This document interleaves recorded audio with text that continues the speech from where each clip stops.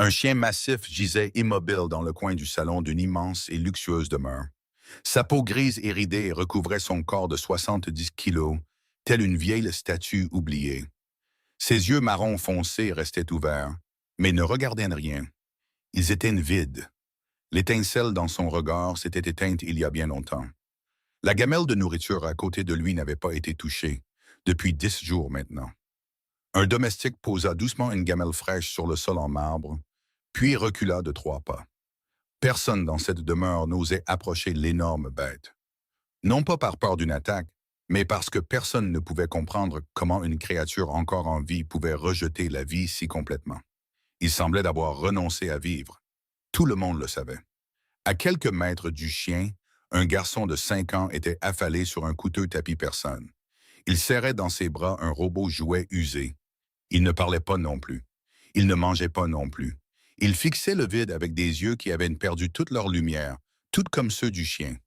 2 ans que le garçon n'avait pas prononcé un seul mot. 2 ans que le chien ne s'était pas levé. 2 ans que la femme qu'ils aimaient tous les deux s'était couchée pour ne plus jamais rouvrir les yeux. Au-dessus du salon, un homme se tenait derrière une vitre insonorisée, les observant tous les deux en silence. Un costume noir parfaitement taillé. Des yeux bleus glaciers, une légère cicatrice coupant son sourcil droit. On l'appelait l'architecte, l'homme qui avait bâti l'héritage le plus puissant et secret de Chicago grâce à son intelligence et sa force inébranlable.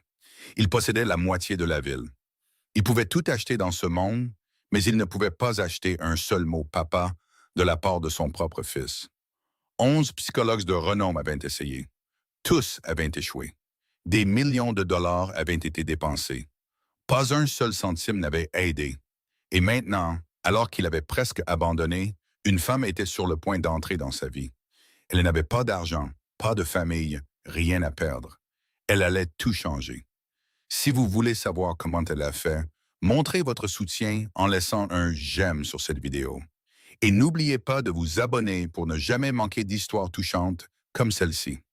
Le centre de soins spécialisé pour enfants Lighthouse Haven se trouvait à environ 40 minutes en voiture du centre de Chicago.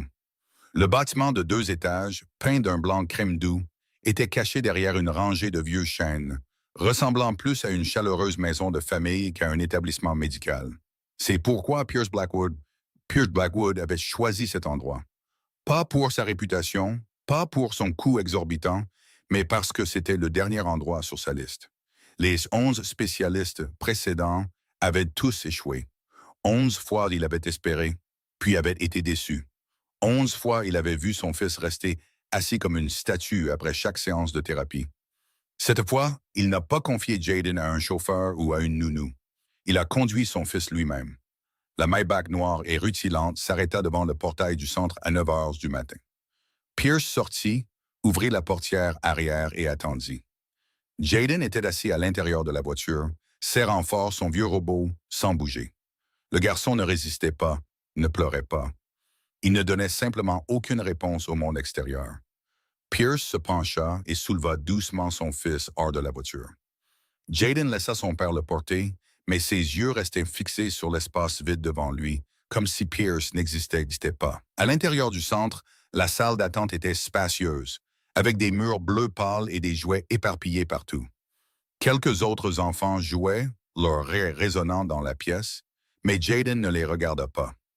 Il alla s'asseoir dans le coin le plus éloigné de la pièce, ramena ses jambes contre lui, serra le robot contre sa poitrine et disparut dans son propre monde. Pierce se tenait à plusieurs mètres de son fils, parlant avec le directeur du centre. Sa voix était basse et froide, et ses yeux bleus se tournaient de temps en temps vers Jaden. Il expliquait l'état de son fils, mais dans son cœur, il savait que ces mots n'avaient aucun sens. Il les avait déjà prononcés 11 fois. Meredith Holloway marchait dans le couloir quand elle vit le petit garçon. Elle venait de terminer son service du matin avec un groupe d'enfants autistes et se dirigeait vers la salle de pause. Ses cheveux châtains étaient soigneusement attachés, bien que quelques mèches rebelles soient tombées doucement sur ses joues. Ses yeux gris-bleus portaient le genre de lassitude qui ne disparaît jamais vraiment, celle qui ne vient pas du manque de sommeil, mais du fait de porter bien trop de choses sur ses épaules depuis bien trop d'années. Sa blouse blanche était usée, son pantalon noir était simple, sans bijoux, sans maquillage. Elle s'arrêta de marcher, non pas à cause du grand homme en costume cher qui parlait avec le directeur. Elle ne reconnut même pas qui il était. Elle s'arrêta à cause du petit garçon assis dans le coin, à cause de ses yeux. Ce regard était distant et vide, comme si son âme avait quitté son corps il y a longtemps. Meredith connaissait ce regard. Elle l'avait vu dans le miroir pendant 3 ans après la disparition de ses parents. Elle avait vécu avec ce regard. Elle avait failli mourir à cause de ce remords, qu'elle savait qu'aucun spécialiste, aucune thérapie, aucune somme d'argent ne pouvait le guérir. Il n'y avait qu'une seule chose qui le pouvait, la présence. Meredith ne s'approcha pas du garçon. Elle savait que cela ne ferait que le pousser à se replier davantage sur lui-même. Au lieu de cela, elle s'assit tranquillement par terre à environ 3 mètres de Jaden. Elle sortit une feuille de papier blanc de sa poche et commença à la plier. Les autres enfants continuaient de jouer bruyamment autour d'eux. Le directeur parlait toujours avec Pierce. Personne ne prêta attention à la femme assise par terre en train de plier du papier. 5 minutes passèrent, puis 10, puis 15. Meredith ne regardait pas Jaden. Elle se concentrait uniquement sur le papier dans ses mains, chaque pli précis, chaque courbe douce et délibérée. Une grue en papier prit lentement forme sous ses doigts rugueux. Jaden ne la regardait pas, mais il ne se détourna pas non plus. Il tenait toujours le robot.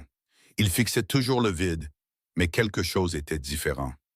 Un changement si subtil que presque personne ne l'aurait remarqué. Le garçon écoutait. Puis, cela arriva. Jaden jeta un coup d'œil, juste une seconde. Un regard si bref que si Meredith avait cligné des yeux, elle l'aurait manqué. Mais elle ne cligna pas des yeux. Elle le vit et elle sut que le garçon l'avait vu. Pierce vit aussi ce moment. Il parlait avec le directeur du centre, mais ses yeux ne quittaient jamais son fils. Il vit Jaden regarder vers l'étrange femme assise par terre. Pour la première fois en 2 ans, son fils avait remarqué quelqu'un d'autre que le vieux robot. Il ne comprenait pas, mais il ne pouvait pas l'ignorer. Dans les jours qui suivirent, Meredith retourna dans la salle d'attente chaque après-midi. Elle ne parlait pas à Jaden. Elle n'essayait pas de l'approcher. Elle s'asseyait simplement là, à quelques mètres, faisant ses propres petites choses tranquilles, pliant du papier, lisant un livre, regardant par la fenêtre. Le 3e jour, Jaden s'assit un peu plus près d'elle. Personne ne lui avait dit de le faire. Il bougea de lui-même, inconsciemment, comme attiré par l'énergie calme et stable que Meredith semblait dégager. Le 7e jour, le garçon ne fixait plus l'espace vide. Il la regardait plier du papier. Ses yeux étaient toujours vides, mais quelque part, au fond, il y avait une trace de quelque chose d'autre, comme une bougie vacillant dans une pièce sombre. Le 10e jour, Meredith finit de plier une grue en papier et la posa sur le sol, juste au milieu de la distance qui les séparait. Elle ne dit rien, ne regarda pas Jaden et continua simplement à plier la suivante. La grue en papier était là, d'un blanc pur, ses ailes doucement déployées. Jaden la regarda longtemps. Puis il tendit la main, lentement, prudemment, comme s'il touchait quelque chose de sacré. Ses petits doigts effleurèrent légèrement l'aile en papier. 1 fois, 2 fois, le directeur du centre se tenait derrière la vitre d'observation, la bouche bée, sans un mot. 2 semaines plus tôt, ce garçon ne touchait à rien d'autre que son vieux robot. Les spécialistes avaient tout essayé. Des jouets coûteux, la musicothérapie, l'art-thérapie, la thérapie assistée par les animaux. Rien n'avait fonctionné. Et maintenant, une simple employée avec une grue en papier avait fait ce que personne d'autre n'avait pu faire. Pierce reçut le rapport ce soir-là. Il était assis dans le bureau de sa propriété, lisant chaque ligne, puis la relisant encore une fois. Le garçon avait touché un nouvel objet. Le garçon avait remarqué une étrangère. Le garçon s'était rapproché de quelqu'un au lieu de s'en éloigner. De petites choses, mais pour Pierce, elles étaient plus importantes que n'importe quel contrat de plusieurs millions de dollars qu'il ait jamais conclu. Il fixa le nom de la femme dans le rapport. Meredith Holloway, personnel soignant, 28 ans. Sur le papier, il n'y avait rien de remarquable chez elle, mais elle avait fait ce que 11 spécialistes de renom n'avaient pas pu faire. Il ne comprenait pas comment, mais il savait une chose avec une certitude absolue. Il avait besoin d'elle. 3 jours après cette première rencontre à Lighthouse Haven, le téléphone de Meredith sonna juste au moment où elle terminait son service. Un numéro inconnu. Elle hésita une seconde, puis répondit. La voix de l'homme à l'autre bout du fil était froide et brève. Monsieur Blackwood voulait la voir. Une voiture viendrait la chercher dans 15 minutes. Puis l'appel se termina. Il n'attendit pas sa réponse. Il n'offrit aucune autre explication. Meredith resta là, fixant l'écran sombre du téléphone, incapable de comprendre ce qui se passait. Elle ne savait pas qui était Blackwood. Elle savait seulement que c'était le nom de famille du petit garçon à côté duquel elle était assise depuis 2 semaines. Exactement 15 minutes plus tard, une berline noire et rutilante s'arrêta devant le portail du centre. Le genre de voiture que Meredith n'avait jamais vu que dans les films ou les magazines. Un homme en costume noir sortit, ouvrit la portière arrière et attendit. Il ne dit pas un mot. Meredith hésita. Chaque instinct de survie en elle hurlait que c'était une terrible idée. Monter dans la voiture d'un inconnu, aller quelque part qu'elle ne connaissait pas, rencontrer un homme dont elle n'avait même jamais entendu le nom. Mais ensuite, elle pensa à Jaden, pensa au vide dans les yeux du garçon, pensa à la façon dont ses petits doigts avaient touché la grue en papier. Elle monta dans la voiture. Le trajet dura environ 30 minutes. La voiture l'emmena dans le centre de Chicago, où les gratte-ciels s'entassaient comme une forêt de béton. Finalement, elle s'arrêta devant une énorme tour de verre si haute que Meredith dut pencher la tête en arrière pour en voir le sommet, Blackwood Holdings. Le nom était gravé en lettres d'or sur la façade du bâtiment. Meredith entra dans le hall où le sol en marbre brillait si fort qu'elle pouvait y voir son propre reflet. Une réceptionniste en uniforme élégant l'escorta jusqu'à un ascenseur privé. Elle entra et les portes se fermèrent. L'ascenseur monta directement au dernier étage. Il ne s'arrêta à aucun autre niveau. Les portes s'ouvrirent et Meredith entra dans un vaste espace avec des murs de verre sur 3 côtés, surplombant tout Chicago. La ville s'étendait en dessous comme une maquette miniature, les autres bâtiments paraissant petits et insignifiants. Un homme se tenait dos à la porte, regardant la ville. Son costume noir était impeccablement taillé, ses épaules larges, ses cheveux sombres coupés courts et nets. Il ne se retourna pas quand elle entra. Meredith resta là, ne sachant quoi dire ou faire. La pièce était si silencieuse qu'elle pouvait entendre le son de son propre cœur. Puis l'homme parla. Sa voix était basse et froide, sans aucune trace d'émotion. « Savez-vous qui je suis? » Meredith déglutit. « Je sais que vous êtes le père de Jaden. Au-delà de ça, non. » L'homme se retourna. Pierce Blackwood. Ses yeux bleus glaciers rencontrèrent ses yeux gris-bleus. Une légère cicatrice traversant son sourcil droit lui donnait un air dangereux que Meredith ne pouvait ignorer. Il la toisa de haut en bas, comme s'il évaluait un objet. « Bien, vous n'avez pas besoin de savoir plus que ça. » Pierce se dirigea vers le bureau, prit un dossier et le posa devant elle. « Voici le contrat. Vous deviendrez la soignante privée de mon fils. Le salaire est 20 fois supérieur à ce que vous gagnez actuellement. Vous vivrez dans ma propriété.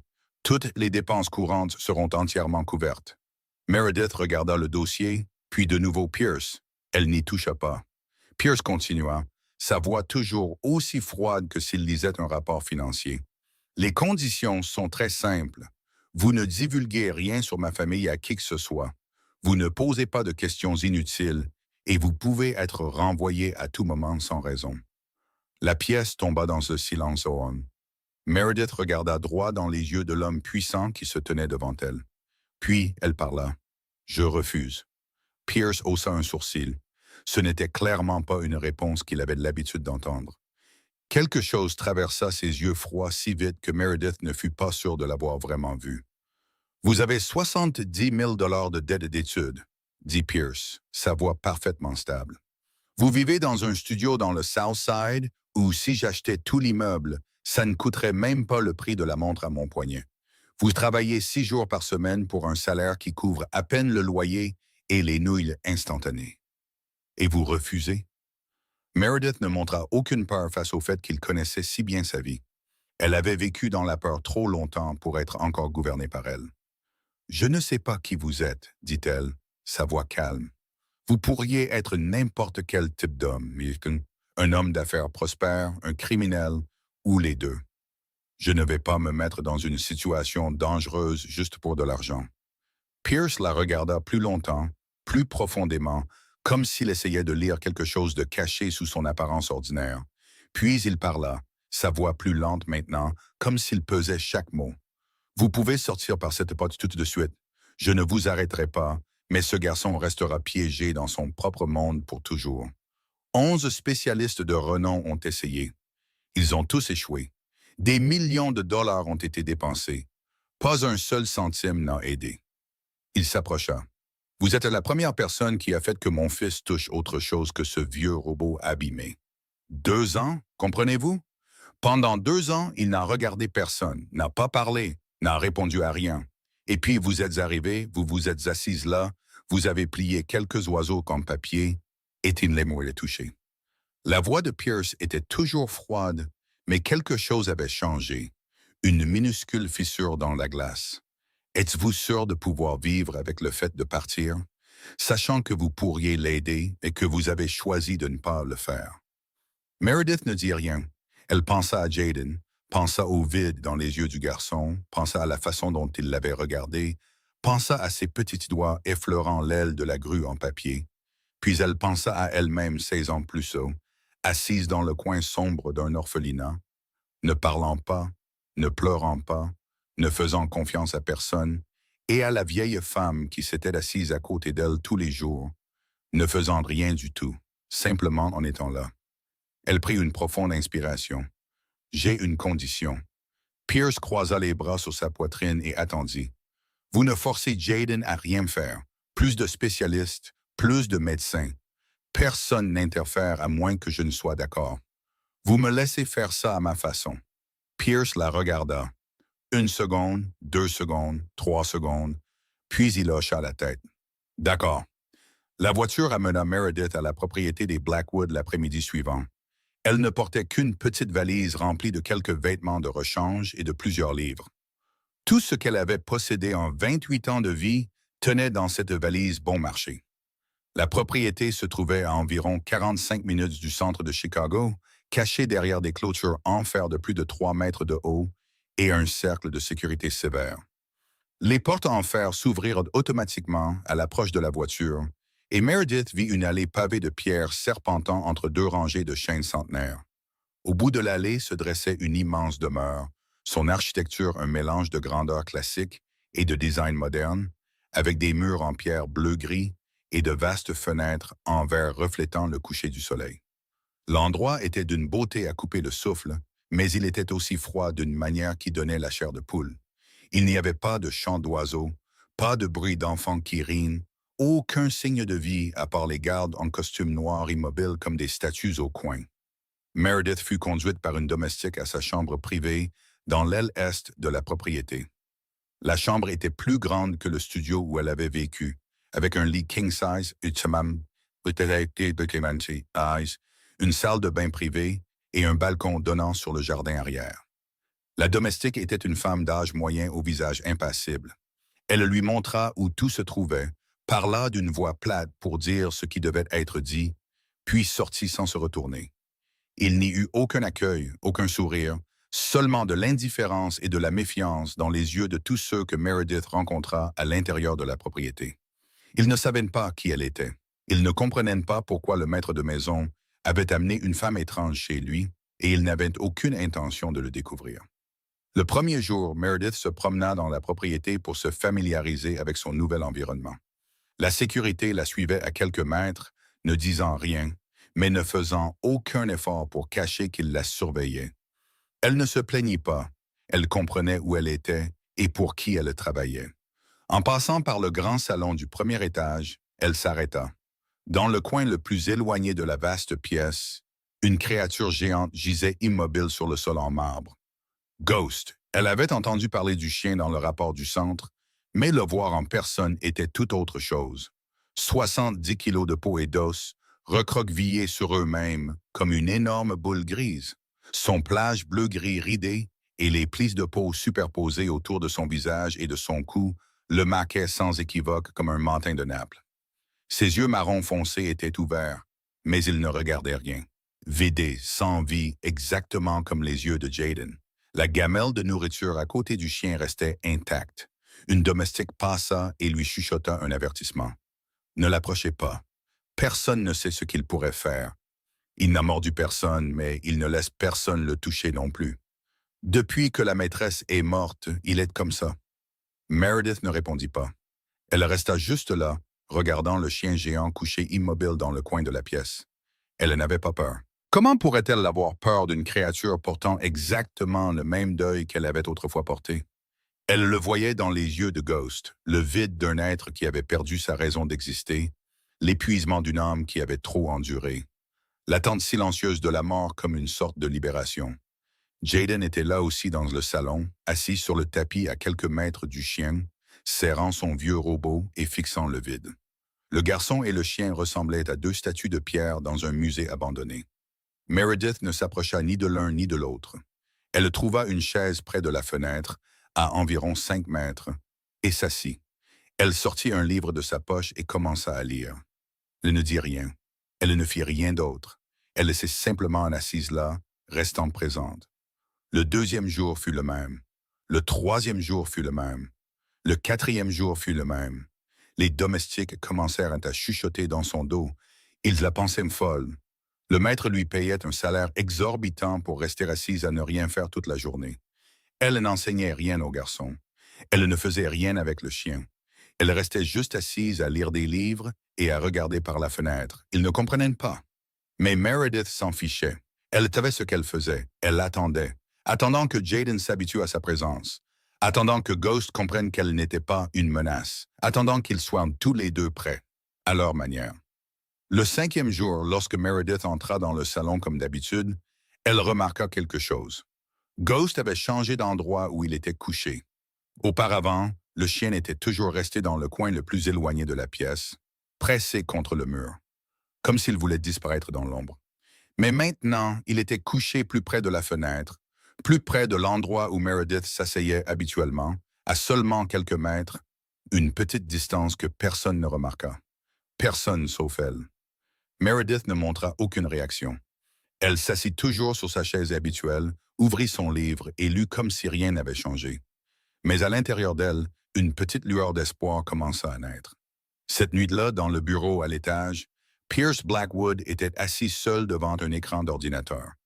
Il examinait les images des caméras de sécurité. Il avança rapidement jusqu'à la partie montrant le grand salon. Il vit Ghost se déplacer lentement, lourdement, du coin près du mur à un endroit près de la fenêtre. Le chien ne s'était pas levé depuis 2 ans, 730 jours, couché immobile au même endroit. Et maintenant, il avait bougé de lui-même, même si ce n'était que de quelques mètres. Pierce rembobina la séquence, la regarda à nouveau. Puis encore. Il regarda la femme assise près de la fenêtre, en train de lire un livre. Elle ne faisait rien du tout. Elle était juste assise là, mais d'une manière ou d'une autre, elle avait fait bouger le chien. Pierce ne comprenait pas. Il détestait la sensation de ne pas comprendre. Il avait bâti un empire en comprenant tout, et en contrôlant tout, en manipulant tout. Mais cette femme était une variable inconnue qu'il ne pouvait pas déchiffrer. Il éteignit l'écran, se pencha en arrière dans son fauteuil et regarda l'obscurité au-delà de la fenêtre. Pour la première fois depuis très longtemps, Pierce Blackwood commença à prêter attention à quelqu'un, non pas parce qu'il pourrait lui être utile ou le menacer, mais parce qu'il était sincèrement curieux. 2 semaines passèrent à l'intérieur de la propriété des Blackwood, à un rythme lent et régulier. Meredith gardait la même routine. Chaque matin, elle descendait au salon, s'asseyait sur la chaise près de la fenêtre et lisait ou pliait du papier en silence. Jaden était toujours assis sur le tapis avec son vieux robot. Ghost était toujours couché à sa nouvelle place, plus près de la fenêtre. Personne ne parlait. Personne ne forçait personne. Il n'y avait que la présence silencieuse de 3 êtres vivants partageant le même espace. Puis la tempête arriva. Le service météorologique l'avait annoncé à l'avance, mais personne ne s'attendait à ce qu'elle soit si violente. Le ciel de Chicago s'assombrit dès l'après-midi. Des nuages noirs s'amoncelaient comme une armée d'invasion. Le vent hurlait à travers les vieux chênes autour de la propriété, produisant un son bas et lugubre, comme des voix en deuil. Puis la pluie tomba. Pas une pluie ordinaire, mais des trombes d'eau s'abattant contre les fenêtres en verre comme si elles voulaient les briser. Le tonnerre gronda dans le ciel et les éclairs zébrèrent encore et encore, déchirant l'obscurité. Meredith était allongée dans sa chambre, écoutant la tempête hurler dehors. Elle ne pouvait pas dormir, non pas parce qu'elle avait peur. Elle avait survécu à trop de nuits seules dans des orphelinats misérables où le toit fuyait et le vent s'infiltrait par les fissures des portes. Une tempête n'était rien comparé à ce qu'elle avait déjà enduré. Mais quelque chose la tenait agitée, un vague sentiment qu'elle ne pouvait nommer. Puis elle entendit ce son. Pas le tonnerre, pas de la pluie, mais les pas précipités d'un petit enfant dans le couloir extérieur. Puis ils s'arrêtèrent juste devant sa porte. Meredith se redressa et écouta. Le silence s'étira. Seule la pluie et le vent dehors, mais elle savait que quelqu'un se tenait là. Elle sortit du lit, marcha pieds nus sur le plancher de bois froid et ouvrit la porte. Jaden était là. Le garçon portait un pyjama bleu pâle, ses cheveux en désordre, son vieux robot serré contre sa poitrine. Ses yeux étaient grands ouverts, non plus aussi vides qu'à l'accoutumée, mais remplis de quelque chose d'autre. La peur. Un éclair zébra le ciel au-delà des fenêtres, suivi d'un coup de tonnerre comme une explosion. Jaden sursauta, ses épaules tremblant. Il ne pleura pas. Il n'appela pas, mais tout son corps tremblait à chaque grondement du tonnerre. Meredith ne demanda pas ce qu'il voulait, ne demanda pas pourquoi il était là. Elle ouvrit simplement la porte plus grand et s'écarta. Jaden resta là une seconde, puis deux, comme s'il pesait le choix. Puis il entra. Meredith ferma la porte, coupant le son du vent hurlant au dehors. La pièce devint plus calme, ne contenant que le bruit régulier de la pluie sur le toit et, de temps en temps, le grondement lointain du tonnerre. Elle n'alluma pas la lumière. Elle ne prit pas le garçon dans ses bras. Elle ne le calma pas avec des mots de réconfort creux. Au lieu de cela, elle s'assit par terre, adossa son dos contre le mur et commença à raconter une histoire. Sa voix était douce et égale, comme un ruisseau coulant sur des pierres lisses. Il y avait un petit garçon qui vivait sur la Lune. Il aimait le calme de la Lune parce qu'il n'y avait pas de bruit là-bas. Pas d'étrangers, rien pour le déranger. Mais chaque fois qu'il regardait la Terre, il voyait des éclairs et entendait le tonnerre résonner jusqu'à l'endroit où il vivait. Le petit garçon n'aimait pas le tonnerre parce que c'était trop fort et trop effrayant. Jaden s'assit par terre à environ 1 mètre de Meredith, son dos appuyé contre le lit. Il tenait toujours le robot, tremblait encore quand le tonnerre grondait, mais ses yeux étaient tournés vers elle, écoutant. Meredith continua. Puis un jour, une vieille étoile passa près de la lune et demanda au petit garçon pourquoi il avait peur du tonnerre. Le petit garçon dit que ça ressemblait à des monstres qui grognaient. La vieille étoile rit et lui dit que ce n'était pas du tout le bruit des monstres. C'était seulement le bruit des nuages qui se cognaient en jouant, comme des enfants qui courent et se heurtent sur un terrain de jeu. Et à partir de ce jour, chaque fois qu'il entendait le tonnerre, le petit garçon sur la lune souriait parce qu'il savait que les nuages s'amusaient. Le tonnerre gronda à nouveau dehors, mais Jaden ne tremblait plus. Il était toujours assis tranquillement, mais ses épaules s'étaient détendues. Puis une autre série de pas retentit dans le couloir, lourd, lent, régulier. Meredith reconnut ses pas. Pas un garde, pas un domestique. La porte de la chambre s'ouvrit doucement. Ghost apparut dans l'embrasure de la porte. 70 kilos de peau et d'os se tenaient là, des yeux marron foncé regardant dans la pièce. Le chien ne quittait jamais le coin du salon, ne montait jamais les escaliers. Au cours des 2 dernières années, il n'avait pas mis un pied au 2e étage de la propriété, pas une seule fois. Mais ce soir, il avait fait exactement cela. Ghost entra dans la pièce, ses griffes cliquetant doucement sur le plancher de bois. Il alla droit là où Jaden était assis, comme s'il savait exactement où se trouverait le garçon. Puis il se coucha. Son corps massif s'enroula autour de l'enfant comme une forteresse de fourrure et de muscles. Les plis chauds de sa peau ridée enveloppèrent Jaden, le protégeant de tout ce qui se passait à l'extérieur. Jaden cessa complètement de trembler. Il s'appuya contre Ghost, posant sa tête sur le ventre du chien, ses yeux se fermant lentement. Le vieux robot était toujours dans ses bras. Meredith resta immobile, sans bouger, sans parler. Elle regardait simplement le garçon et le chien enroulés l'un autour de l'autre dans l'obscurité. Puis cela arriva. Jaden tendit une main, non pas vers Ghost, mais vers Meredith. La petite main s'étendit dans les airs, attendant. Meredith regarda cette main. Elle ne se précipita pas. Elle ne bougea pas trop vite. Lentement, elle tendit la main et la posa doucement dans sa paume. Les petits doigts se refermèrent sur sa main, la serrèrent légèrement, et ne la lâcheront pas. 3 êtres vivants étaient assis dans l'obscurité de cette pièce, écoutant la pluie s'adoucir progressivement, écoutant le tonnerre devenir plus faible et plus lointain. Comme des nuages fatigués par trop de jeu, personne ne parla. Personne n'en avait besoin. Pour la première fois en 2 ans, aucun d'eux n'était seul. À l'étage, dans son bureau, Pierce Blackwood était assis seul devant un écran d'ordinateur, ses yeux bleus fixés sur le flux des caméras de sécurité. Il s'était réveillé au premier coup de tonnerre, l'habitude d'un homme toujours en alerte. Il vérifia les caméras et vit Jaden courir dans le couloir. Il avait commencé à se lever pour suivre son fils, mais il vit le garçon s'arrêter à la porte de Meredith et il se rassit. Il la regarda ouvrir la porte. Regarda Jaden entrer, regarda Ghost monter les escaliers et entrer dans la pièce, regarda le chien se coucher et s'enrouler autour de son fils, regarda Jaden prendre la main de l'étrange femme. Il rembobina la partie où Ghost montait les escaliers, la regarda à nouveau, puis encore. Le chien ne s'était pas levé depuis 2 ans, n'avait pas monté d'escalier, n'était allé chercher personne. Mais ce soir, d'une manière ou d'une autre, il savait que Jaden avait besoin de lui, et il était venu. L'horloge au mur indiquait 3 heures du matin quand Pierce éteignit l'écran. Il se pencha en arrière dans son fauteuil et regarda l'obscurité au-delà de la fenêtre. La tempête s'était calmée, ne laissant qu'une légère pluie éparse. Il ne put dormir cette nuit-là, non pas à cause de l'inquiétude, mais parce qu'un étrange sentiment qu'il ne pouvait nommer montait dans sa poitrine. Pour la première fois en 2 ans, il avait vu son fils tendre la main vers quelqu'un de sa propre initiative.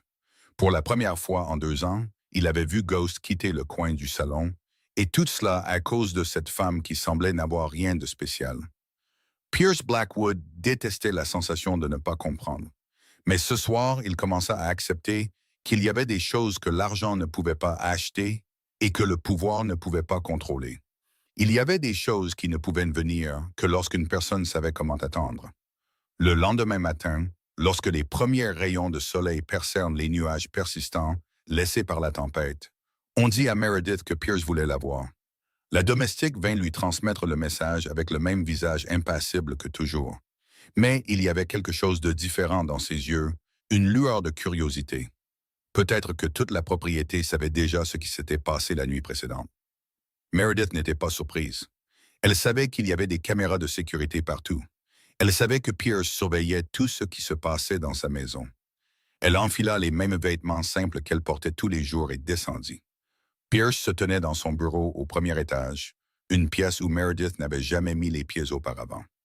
Il n'était pas assis derrière son bureau comme un homme recevant une employée. Il se tenait près de la fenêtre, le dos tourné, regardant le jardin encore détrempé par la pluie. « Qu'est-ce que vous lui avez fait? » La voix de Pierce brisa le silence, ne sonnant pas tant comme une question que comme une accusation. Il ne se retourna toujours pas.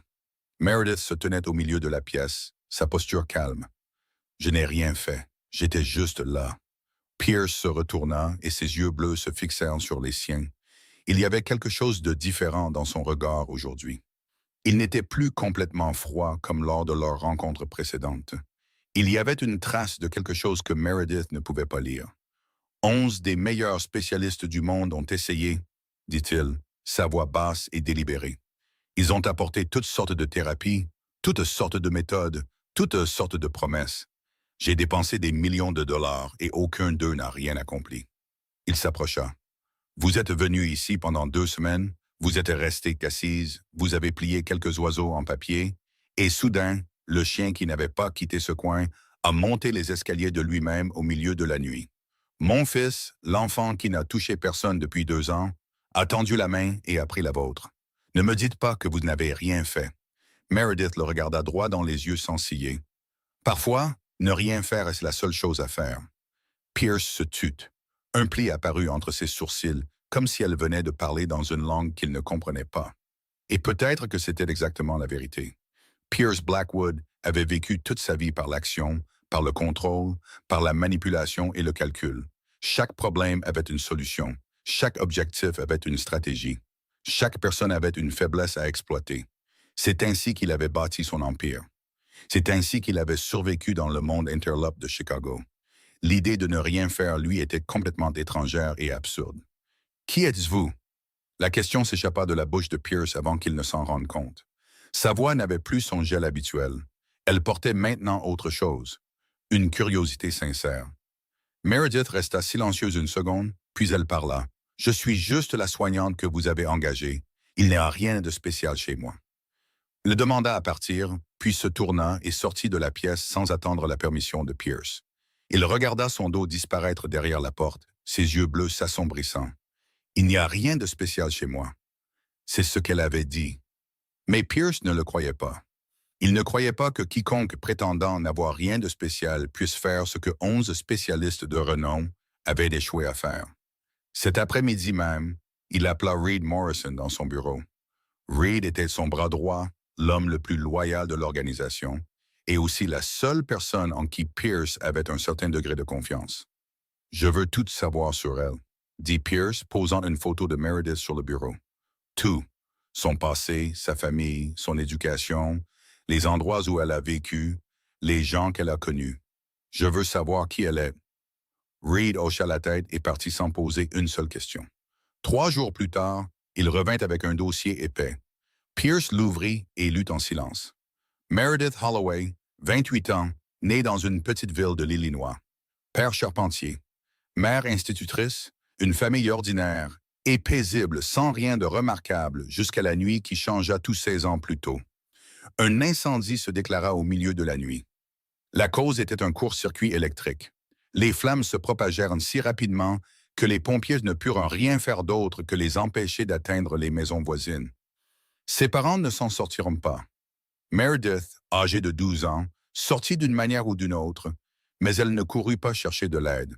Elle s'assit dans un coin du jardin, le dos contre la clôture, et regarda le feu consumer la maison.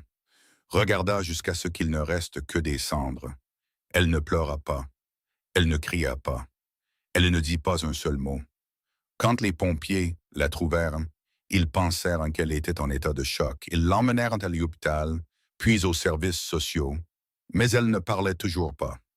Jour après jour, semaine après semaine, mois après mois, pendant les 3 années suivantes, Meredith Holloway ne prononça jamais un mot. Les médecins diagnostiquèrent un mutisme sélectif causé par un traumatisme psychologique. Ils essayèrent toutes sortes de thérapies. Rien ne fonctionna. Elle fut envoyée dans plusieurs orphelinats. Personne ne voulait adopter l'enfant brisé. L'enfant qui ne parlait pas, ne riait pas, ne réagissait pas. L'enfant qui fixait le vide avec des yeux si vides qu'il semblait complètement perdu pour le monde. Pierce arrêta de lire. Il regarda la photo de Meredith à 12 ans dans le dossier. Les yeux sur cette photo étaient creux et sans vie, exactement comme les yeux de Jaden. Il continua à lire. À 13 ans, Meredith fut transférée dans un petit orphelinat à la périphérie de Boston. Il y avait là une religieuse âgée nommée Sœur Catherine. Elle n'essaya pas de forcer Meredith à parler comme les autres l'avaient fait. Elle ne la traîna pas chez d'autres médecins ou spécialistes. Elle s'asseyait simplement à côté d'elle tous les jours, dans la salle commune, dans le petit jardin à l'arrière, près de la fenêtre donnant sur la route vide. Elle lisait des livres, pliait du papier, regardait le ciel. Elle ne disait rien, ne forçait rien. Elle était simplement là, pendant 3 longues années. 1000 jours assise à côté d'une enfant qui ne parlait pas. Pas une seule fois ne perdant courage, pas une seule fois n'abandonnant. Puis un jour, alors que Meredith avait 15 ans, elle ouvrit la bouche. Le premier mot qu'elle prononça après 3 ans de silence fut le nom de la vieille religieuse, Catherine. Reed posa une autre photo sur le bureau. Meredith, à 15 ans, souriant pour la première fois en 3 ans, tenait un chien errant qu'elle avait elle-même sauvé de la rue. À côté d'elle se tenait une toute petite vieille femme au sourire doux. Pierce fixa la photo pendant un long moment. Il regarda les yeux de la fille sur la photo. Ils n'étaient plus vides. Il y avait de la lumière en eux, faible mais réelle. Il comprenait maintenant. Meredith ne sauvait pas Jaden pour de l'argent. Elle sauvait Jaden parce qu'elle avait elle-même été Jaden 16 ans plus tôt. Elle comprenait ce dont le garçon avait besoin parce qu'elle en avait eu besoin elle-même. Elle savait que le silence n'était pas un mur. C'était une armure. Elle savait que la force ne ferait que rendre cette armure plus épaisse. Et elle savait que la seule chose capable de percer cette armure était la présence patiente de quelqu'un prêt à attendre, peu importe le temps que cela prendrait. même si cela signifiait attendre 1000 jours. Reed se tenait tranquillement, attendant la réponse de son employeur. Mais Pierce ne dit rien.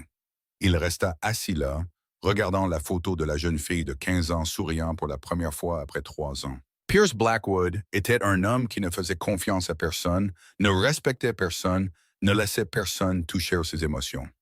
Il avait bâti son empire sur la cruauté et la froide retenue.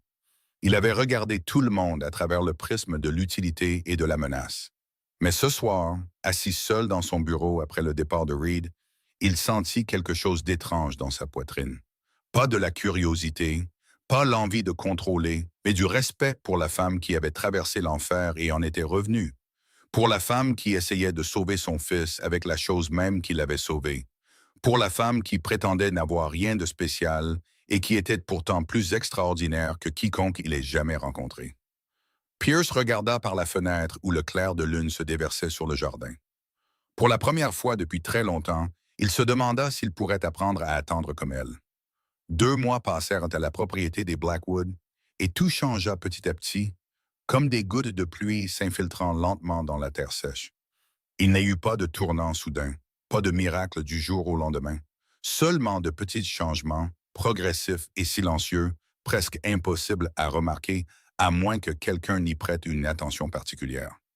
Jaden commença à manger plus, non pas en s'asseyant volontairement à table ou en demandant un plat particulier, mais quand Meredith posait une assiette de nourriture à côté de lui, il mangeait.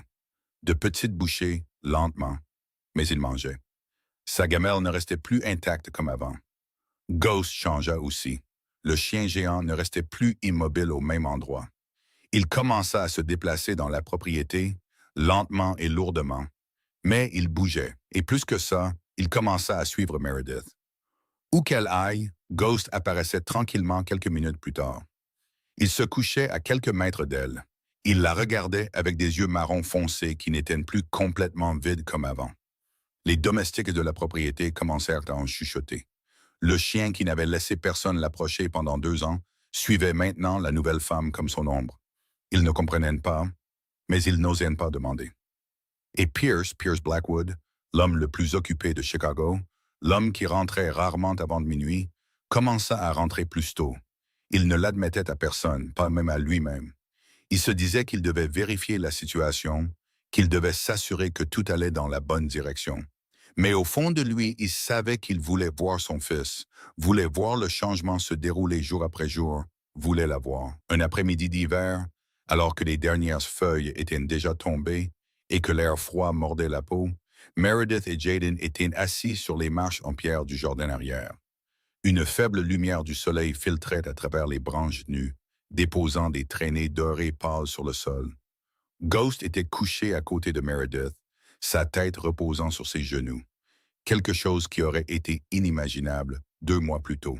Le chien de 70 kilos qui ne laissait personne le toucher reposait maintenant paisiblement à côté de l'étrange femme, comme si elle avait toujours appartenu à cet endroit. Meredith pliait un signe en papier, ses doigts rapides façonnant chaque pli précis. Jaden était assis à côté d'elle, beaucoup plus près qu'au début, son vieux robot toujours sur ses genoux, mais ses yeux étaient fixés sur ses mains. Il ne fixait plus l'espace vide. Il la regardait. Quand le signe fut terminé, Meredith le plaça dans la paume de sa main et l'étudia. Jaden tendit la main, ses petits doigts touchant le signe en papier. Puis le garçon fit quelque chose d'inattendu. Il sortit un carnet de croquis de la poche de son manteau. Le carnet qu'il portait toujours mais ne montrait jamais à personne. Il tourna une page et la tendit à Meredith. Elle baissa les yeux. Un dessin fait au crayon de couleur, simple mais clair. Une femme avec des ailes blanches volant dans un ciel bleu. Autour d'elle, des nuages blancs et doux et une lumière dorée brillante. Le visage de la femme avait très peu de détails, mais ses longs cheveux flottaient au vent et il y avait un sourire sur ses lèvres. Meredith comprit aussitôt. C'était Camille, la mère de Jaden, la femme qui avait quitté ce monde 2 ans plus tôt. Dans l'imagination du garçon, sa mère était devenue un ange, volant très haut, le regardant d'en haut. Meredith ne dit rien. Elle ne posa pas de questions sur le dessin, ne le commenta pas, n'essaya pas d'expliquer la mort ou le paradis ou quoi que ce soit d'autre. Au lieu de cela, elle plia un autre signe, plus petit que le premier. Puis elle le plaça à côté du plus grand. Deux cygnes, un grand et un petit, reposant côte à côte dans sa paume. Jaden regarda les deux cygnes, puis il regarda son dessin. Ses yeux allaient et venaient d'entre eux, comme s'il essayait de comprendre quelque chose. Ghost leva soudainement la tête. Le chien regarda les deux cygnes dans la main de Meredith. Puis il fit quelque chose que personne n'aurait attendu. Il lécha doucement sa main. Pour la première fois depuis la mort de Camille, Ghost tendit la main et toucha quelqu'un de sa propre initiative. Pas par accident, pas parce qu'il y était forcé, mais délibérément, volontairement, comme un geste d'amour. Jaden le vit. Ses yeux s'écarquillèrent. Pendant 2 ans, il avait vu Ghost rejeter tout le monde, rejeter les nounous, rejeter les domestiques, rejeter même son père. Le chien n'avait laissé Jaden s'approcher de lui que parce que Jaden était la seule personne qui n'essayait jamais de le toucher. Mais maintenant, Ghost tendait la main vers Meredith, l'acceptant. Puis le garçon ouvrit la bouche. « Maman !» Un mot, un seul mot. Sa voix était rauque et fragile, comme si sa gorge avait oublié comment produire des sons après 2 ans de silence, comme une vieille machine qu'on redémarre pour la première fois. Mais c'était clair, impossible de se tromper. Meredith s'immobilisa. Ghost s'immobilisa. Tout le jardin sembla retenir sa respiration. Le temps lui-même sembla s'arrêter à ce moment-là. Jaden montra le plus grand signe dans la main de Meredith. « Maman !» Puis il montra le ciel au-dessus où des nuages blancs dérivaient lentement. « Maman, vole !» Sa voix était encore faible, mais plus claire maintenant, comme si chaque mot qu'il prononçait l'aidait à se souvenir comment parler à nouveau. Meredith sentit son cœur se serrer dans sa poitrine. Elle n'osait pas respirer trop profondément, de peur de briser l'instant. Puis Jaden la regarda droit dans les yeux. Ses yeux n'étaient plus vides. Il y avait de la lumière en eux maintenant. Il y avait une question en eux. Il y avait de la peur en eux. Il montra Meredith. « Reste. » Un mot, une question. Mais il portait toute la peur d'un enfant qui avait trop perdu. « Resteras-tu? Partiras-tu comme maman l'a fait? Disparaîtras-tu aussi? » Meredith ne put se retenir plus longtemps. Des larmes coulèrent alors qu'elle prenait le garçon dans ses bras. Elle ne dit pas grand-chose.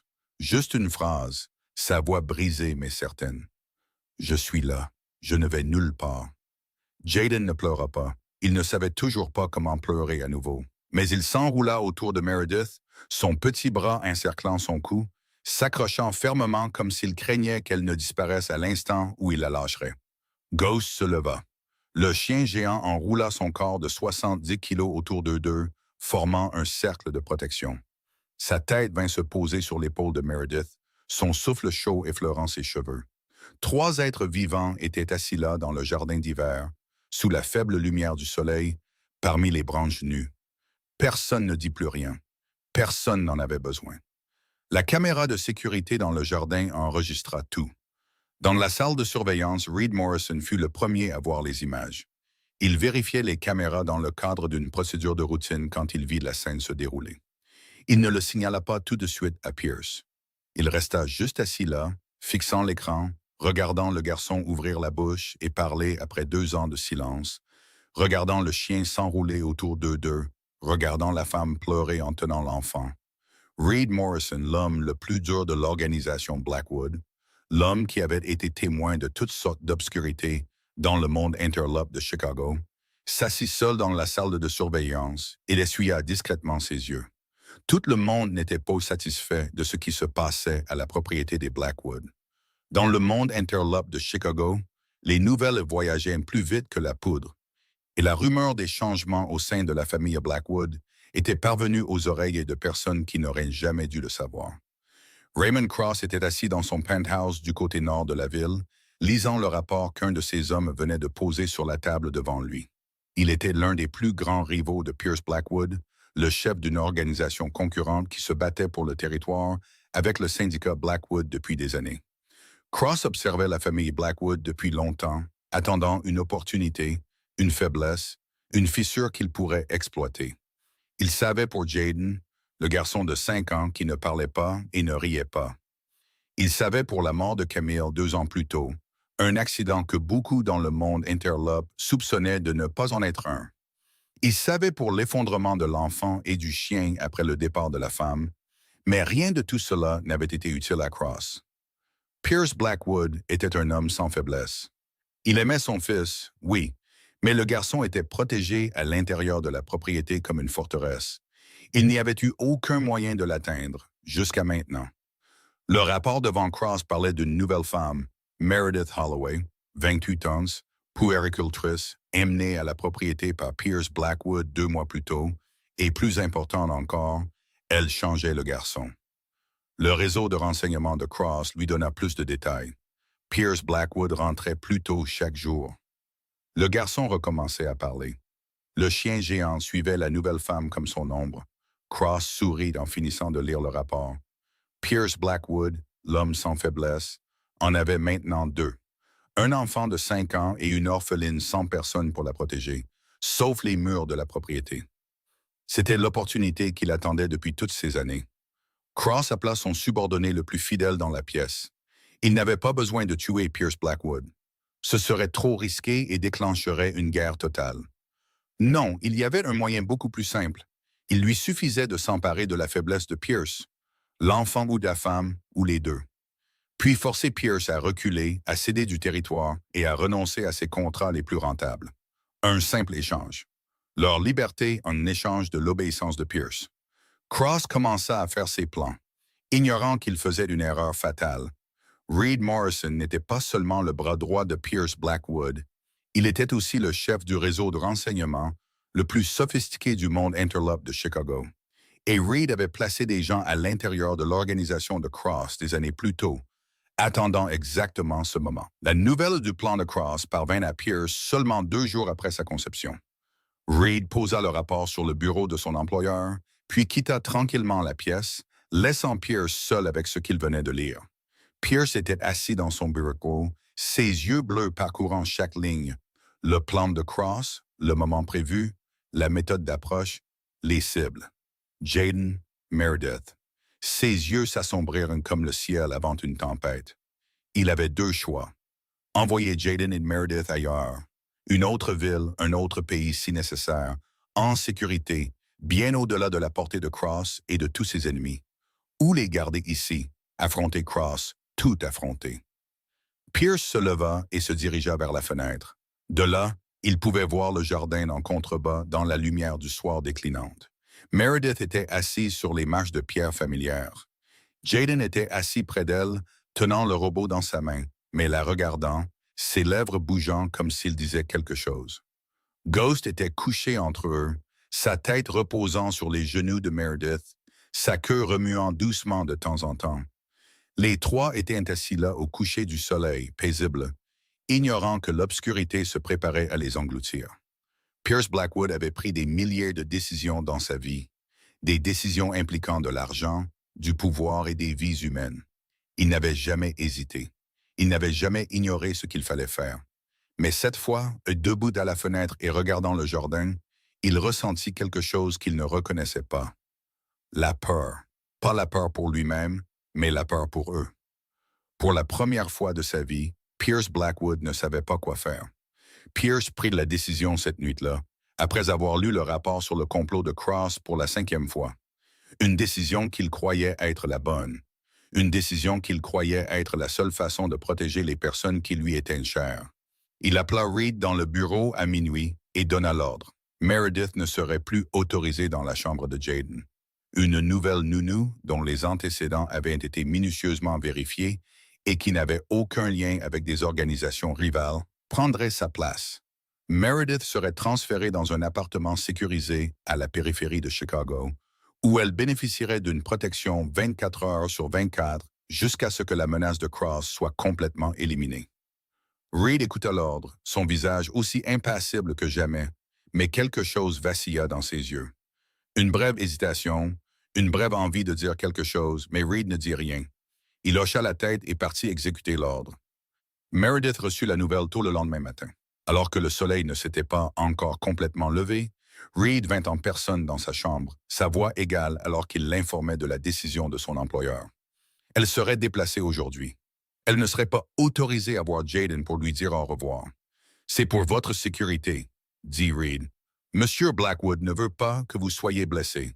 Des personnes dangereuses ciblent cette famille. Rester ici vous met en danger. Meredith se tenait au milieu de la pièce, écoutant chaque mot. Elle ne cria pas, ne protesta pas, ne supplia pas de rester. Elle ne posa qu'une seule question. Et Jaden? Reed se tut. Il n'avait pas de réponse. Ou peut-être en avait-il une, mais n'osait pas la dire à voix haute. On dit à Meredith de rester dans sa chambre jusqu'à ce que la voiture arrive pour la chercher. Elle n'était pas autorisée à franchir la porte, pas autorisée à descendre, pas autorisée à voir Jaden ou Ghost. Elle s'assit sur le lit et regarda par la fenêtre où le jardin s'éclaircissait lentement à la lumière de l'aube. Elle pensa au petit garçon, pensa au regard dans ses yeux quand il lui avait demandé de rester, pensa à sa promesse. Je suis là. Je ne vais nulle part. Et maintenant, elle était sur le point de briser cette promesse. Non pas parce qu'elle le voulait, mais parce qu'elle n'avait pas le choix. Pendant ce temps, dans une chambre non loin de là, Jaden se réveilla.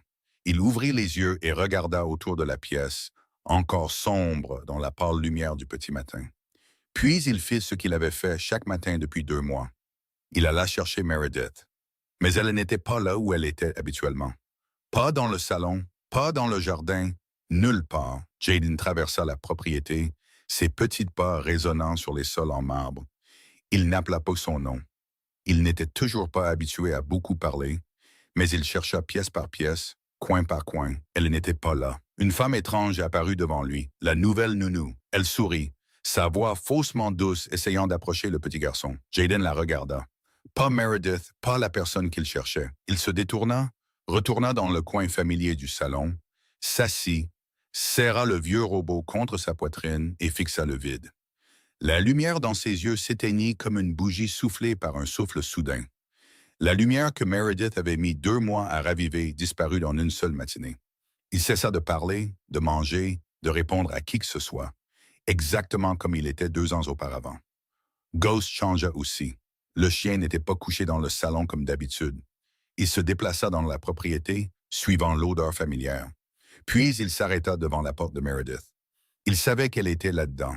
Il se coucha devant la porte, sa tête reposant sur ses pattes avant, ses yeux marron foncé fixés sur le bois, comme s'il voulait voir à travers. Il refusa de bouger. Les domestiques essayèrent de l'attirer avec de la nourriture. Il ne la renifla même pas. Les gardes essayèrent de le pousser. 70 kilos de chair et d'os ne bougèrent pas. Il gisait là comme une statue de pierre, attendant que la porte s'ouvre et que la femme sorte. Mais la porte ne s'ouvrit pas et le chien ne partit pas. Un jour passa, Jaden ne mangea rien. Ghost ne toucha pas sa gamelle. 2 jours passèrent. Jaden ne but que quelques gorgées d'eau. Ghost était toujours couché devant la porte de Meredith. Ses yeux commençaient à devenir ternes. 3 jours passèrent. Jaden mangeait de moins en moins chaque jour. Le visage du garçon était devenu pâle et ses pommettes commençaient à ressortir. Ghost ne mangeait ni ne buvait toujours pas. Son plage gris commençait à perdre sa vie et sa couleur. Reed se tenait devant la porte du bureau de Pierce et rapporta la situation. Sa voix était égale, mais il y avait une pointe inhabituelle en dessous. Le garçon redevient comme avant, le chien aussi. La nouvelle nounou ne peut pas l'approcher. Jaden ne la regarde pas, ne lui répond pas. Il reste juste assis dans le coin du salon, serrant le robot, fixant l'espace vide, exactement comme il y a 2 ans. Pierce ne dit rien. Il était assis derrière son bureau, ses yeux bleus fixés sur le vide devant lui. Reed continua. Et Ghost, il ne quitte pas sa porte, ne mange pas, ne boit pas. Il se détruit, exactement comme il l'a fait après la mort de Camille. Le silence s'étira entre eux. Puis Reed dit la chose que personne dans l'organisation Blackwood n'oserait jamais dire à son employeur. Vous essayez de les protéger en les détruisant. Vous en rendez-vous compte? Pierce regarda Reed. Ses yeux bleus étaient froids comme toujours, mais il y avait quelque chose de différent en eux aujourd'hui. Une fissure, une ouverture étroite dans l'armure qu'il portait toujours. Il ne dit pas à Reed de sortir. Il ne perdit pas son sang-froid. Il alluma seulement les caméras de sécurité sur l'écran de l'ordinateur. Le coin du salon. Jaden était assis là, serrant le robot, ses yeux vides fixant le néant, exactement comme au premier jour. Meredith entra dans la propriété. Le couloir du 2e étage. Ghost était couché devant la porte de Meredith, ses yeux marron foncé ne la quittant jamais, attendant, espérant et s'éteignant lentement. Pierce fixa l'écran pendant un long moment. Il avait perdu Camille une fois. Il avait vu son fils et son chien dépérir jour après sa mort. Il s'était tenu impuissant alors que la lumière mourait dans leurs yeux, incapable de faire quoi que ce soit. Et maintenant, il le faisait se reproduire de ses propres mains avec sa propre décision. Pierce Blackwood, l'homme qui contrôlait la moitié de Chicago, l'homme qui pouvait tout acheter et détruire n'importe qui, était assis dans son bureau et pour la première fois réalisa que le pouvoir ne résolvait pas tout. La troisième nuit, alors que l'horloge approchait de minuit, Pierce Blackwood se tenait devant la porte de Meredith. Il était déjà là depuis près de 5 minutes, sa main se levant comme pour frapper, pour ensuite retomber à son côté. Ce n'était pas quelque chose qu'il avait l'habitude de faire. Il n'expliquait ses décisions à personne. Il ne changeait pas d'avis pour personne. Il n'allait pas dans la chambre de quelqu'un à minuit pour parler. Mais l'image de Jaden assis immobile dans le coin de la pièce ne cessait de lui revenir à l'esprit. L'image de Ghost couché devant cette même porte, attendant, refusant nourriture et eau. L'image des deux êtres qu'il aimait dépérir à nouveau à cause de sa décision. Pierce frappa. Il n'y eut pas de réponse, mais il savait qu'elle était encore éveillée. Il ouvrit la porte et entra. Meredith était assise près de la fenêtre, regardant l'obscurité du jardin en contrebas. Elle ne se retourna pas quand elle entendit la porte s'ouvrir. Elle n'était pas surprise de le voir, comme si elle avait su qu'il viendrait. « Vous devez partir, » dit Pierce, sa voix basse et ferme comme toujours. « Pour votre propre sécurité. Non pas parce que je veux que vous partiez, mais parce que je n'ai pas d'autre choix. » Meredith ne se retourna toujours pas. Elle continua de regarder par la fenêtre, sa voix douce mais claire. « Comment va Jaden? » Pierce se tut. Le silence s'étira quelques secondes, mais il disait tout. C'était une réponse plus claire que tous les mots qu'il aurait pu prononcer. Meredith se tourna alors, lui faisant face pour la première fois depuis son entrée. Ses yeux gris-bleus ne contenaient aucune peur, aucune anxiété, seulement du calme et autre chose. De la détermination. « Je ne vais nulle part. » Pierce fronça les sourcils. Ce n'était pas la réponse qu'il attendait. Personne ne refusait ses ordres. Personne n'osait. « Vous ne comprenez pas, » dit-il, sa voix baissant légèrement, mais toujours dure. « Mes ennemis ne sont pas de petits criminels. Ils feront tout ce qu'il faut pour obtenir ce qu'ils veulent. Être enlevés. Des blessures physiques ou pire. Rester ici vous met en danger. » Meredith se leva de sa chaise. Elle était beaucoup plus petite que lui, le sommet de sa tête n'atteignant que son épaule, mais elle s'avança vers lui sans reculer, sans baisser la tête. « De quoi pensez-vous exactement que j'ai peur? » demanda-t-elle, sa voix ne tremblant pas le moins du monde. « J'ai grandi dans des orphelinats. J'ai dormi dans des pièces humides avec 10 autres enfants. J'ai mangé des repas que vous ne donneriez pas à votre chien. J'ai été déplacé d'un endroit à l'autre comme un objet indésirable. Je n'ai rien à perdre. Pas de famille, pas de biens, rien du tout. » Elle s'arrêta une seconde et prit une profonde inspiration. « Mais Jaden, ce petit garçon vient à peine de recommencer à faire confiance. Il vient à peine de recommencer à parler. Il vient à peine de recommencer à vivre. Savez-vous combien de temps il faut pour reconstruire la confiance d'un enfant qui a été blessé? Savez-vous à quel point il est facile de tout détruire en un seul instant? » Pierce ne répondit pas. Il resta juste là, regardant la petite femme dire des mots que personne n'avait jamais osé lui dire. « Si je disparais maintenant, » continua Meredith, « Jaden pensera qu'il a été abandonné à nouveau. Il a déjà perdu sa mère. Il a passé 2 ans en silence à cause de cette douleur. Et maintenant, juste au moment où il commence à ouvrir son cœur, juste au moment où il commence à faire confiance à quelqu'un à nouveau, vous voulez que je disparaisse?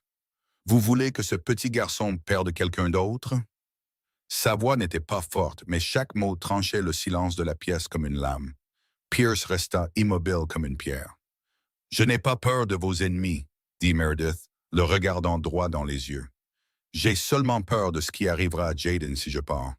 Vous pouvez peut-être me protéger des dangers physiques de votre monde, mais vous ne pouvez pas protéger ce petit garçon de la douleur de l'abandon. » Personne ne le peut. Pierce la regarda longtemps. La petite femme sans rien se tenait devant lui, osant discuter avec lui, osant refuser sa protection, osant lui dire les choses que personne d'autre ne dirait jamais. Pour la première fois de sa vie, quelqu'un plaçait Jaden au-dessus de sa propre sécurité. Pour la première fois de sa vie, quelqu'un voyait son fils comme un enfant qui avait besoin d'être aimé, pas une faiblesse qui devait être gardée. Pour la première fois de sa vie, Pierce regarda Meredith et ne vit pas un outil, une employée ou un mystère à résoudre. Il vit quelqu'un qu'il voulait protéger. Non pas parce qu'elle était fragile, mais parce qu'elle était si forte qu'il ne pouvait s'empêcher de la respecter. Savez-vous à qui vous parlez? Demanda-t-il, sa voix basse mais plus aussi froide qu'avant. Vous savez qui je suis. Vous savez ce que je peux faire. Je sais, répondit Meredith sans hésitation. Vous êtes le père de Jaden. C'est tout ce que j'ai besoin de savoir. La réponse était si simple que Pierce ne sut comment répondre.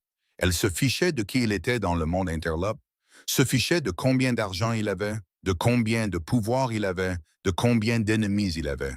Elle ne se souciait que d'une chose, son fils. Pierce resta silencieux longtemps. La pièce était dans l'obscurité, avec seulement le faible clair de lune tombant par la fenêtre. Il regarda la femme debout devant lui, et quelque chose à l'intérieur de sa poitrine bougea. Un mur qu'il avait passé des années à construire commença à se fissurer. « Restez, dit-il, et sa voix était différente maintenant, plus douce, plus légère. Mais vous ne quittez pas la propriété. Vous n'allez nulle part hors de la vue de ma sécurité. J'augmenterai la protection. Je m'occuperai de Cross, mais vous devez me promettre d'être prudente. » Meredith hocha la tête, c'est tout ce qu'elle dit. Un simple hochement de tête. Mais c'était suffisant. Pierce se détourna et se dirigea vers la porte, mais avant de l'ouvrir, il s'arrêta, le dos toujours tourné. « Merci, dit-il, sa voix si basse qu'elle était presque un murmure. De rester avec lui, de ne pas abandonner. » Puis il ouvrit la porte et sortit sans se retourner. La porte se referma derrière lui. Meredith se tenait au milieu de la pièce, regardant la porte fermée. C'était la première fois qu'elle entendait les mots « merci » de la bouche de Pierce Blackwood. C'était la première fois qu'elle voyait une fissure dans l'armure qu'il portait toujours. Et c'était la première fois qu'elle réalisait que sous cette façade froide et impitoyable, il y avait un père essayant de son mieux de protéger son fils, même s'il ne savait pas comment le faire de la bonne manière. Une semaine passa après cette conversation nocturne dans la chambre de Meredith. Tout semblait être revenu à la normale à la propriété des Blackwood. Jaden recommença à manger. Ghost quitta la porte de Meredith et recommença à la suivre comme avant. Pierce doubla la sécurité, plaçant plus de gardes à chaque coin de la propriété. Mais Cross n'attendit pas. Il n'était pas un homme habitué à attendre. Cette nuit-là était sans lune. Le ciel de Chicago était noir comme de l'encre, sans une seule étoile. Meredith était assise dans sa chambre de Jaden, lui lisant une histoire avant de dormir. Ghost était couché au pied du lit, ses yeux marrons foncés à moitié fermés, mais ses oreilles toujours dressées, toujours en alerte. Jaden dormait depuis seulement quelques minutes. Quand le courant dans la propriété fut coupé sans avertissement, il n'y eut pas d'explosion, pas d'alarme, seulement l'obscurité s'abattant comme une énorme couverture jetée sur tout. Les écrans des caméras s'éteignirent.